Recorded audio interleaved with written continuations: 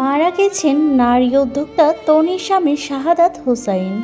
ইন্না লিল্লাহি ও ইন্না ইলাইহি রাজিউন। বাংলাদেশের আলোচিত নারী উদ্যোক্তা রুবায়েত ফাতেমা তনি। তিনি বিয়ে করেছিলেন নিজের বাবার চেয়েও বড় শাহাদাত হোসাইনকে।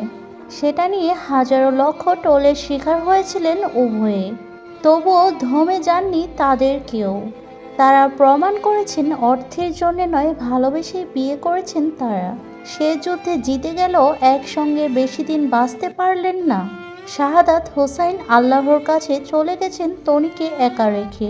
গত নভেম্বর হঠাৎ গুরুতর অসুস্থ হলে ব্যাংককে নিয়ে যান শাহাদাত হোসাইনকে। তখন থেকেই বাঁচার সম্ভাবনা ছিল না, তনি নিজেই জানিয়েছেন।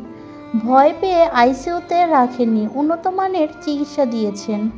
কিন্তু মারে আল্লাহ রাখেন কে? তিনি মারা যান ব্যাংককের সময় রাত ৩টা ৩ মিনিটে। তো বন্ধুরা, সবাই ওনার জন্য দোয়া করবেন যাতে আল্লাহ তাআলা তাকে বেহেশত নসিব করেন।